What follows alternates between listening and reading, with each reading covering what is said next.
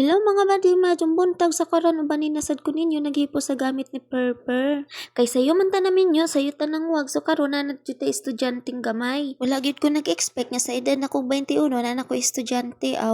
Diring dapita dayo bani ko ninyo naghipos ko sa gamit ni Perper ako ning gi-arrange kay lagi nagkagubo. Samtang ga-arrange ko diri salamat kayo sa akong papa kay siya say nagligo sa mga bata. Yes guys, nginani mi kada buntag ako mag-asikaso sa mga gamit niya si papa sad magligo sa mga bata. Okay na human na magligo ni papa ang mga bata so diring dapita ako anang sa giilisan si Elaine. Syempre mas unahon yun ako giilis ni si Elaine kay magbagot-but yun ni og dili nimo siya unahon giilis. Samtang giilis ko ni Elaine si papa sa nagilis ni Perper. Ingani lang gyud mi diris balay tinabangay lang gyud mi permi. Dinalian na gyud kayo ni among lihok ni papa diring dapita kay lagi late na kayo si Perper. Diyos mayo marimar pertira ka duo sa eskwelahan pero late gihapon. Ambot lang gyud aning bata nga gasalig man gyud kay duol ra eskwelahan man dugay kayo mo bakod sa higdaanan. Kuyaw sa ning bata kay mo ra idong sa eskwelahan og tingplag na. Tungod kay gasalig man lagi ni kay duol kayong eskwelahan mo nagpermi kada buntag inaani gyud may pinaspasay gyud miglihok. Di pwede magdugay-dugay kay 7:30 kailangan na sa eskwelahan kay mag-vlog sila. Unya ang tigbakod man na ning bata kay alas 7 sa buntag. Mao nang narami 30 minutes dinalian gyud kayo kay maligo pa mukaon pa mag-ilis pa. O di ba kinsa di malate ana? Nga dapat magalion ta 7:20 na sa eskwelahan kay 7:30 ang vlog ceremony. Mao ni isa ka rason nga nung permi kumahimong dragon buntag sa tsupa lang. Karon makaingon gyud ko nga di gyud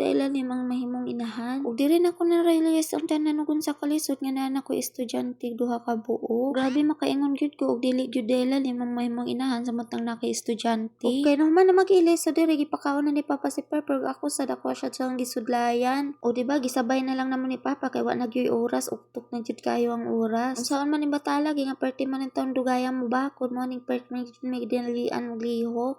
Perti gyud kaya ya og lihok aning bata as in na lang gyud ambot na lang gyud. Okay, naman naman siya kaon so diring dapita na ngayon na siya baon ako kaya namudong na siya sa eskwelahan. Pag mag-check niya o tanawan ning isa nagkaon na naguna-una nagkaon sa iyang balon. Syempre di gyud na pwede og naibawon ang maguwang niya siya wala na gyud po naibawon bisag dili siya estudyante. Sagun ni magpalupig bata basta naay kaati na gyud po na iyaha. Syempre dili gyud mawala ang iyaha kay mag-wild gyud ni og dili nimo ni palitan. Og i-check na ko iyang bag og nabay na nga bilin og nabay wala na sulod sa iyang bag okay na kumpleto naman diri si papa yan ang yato si Perper padung sa eskwelahan.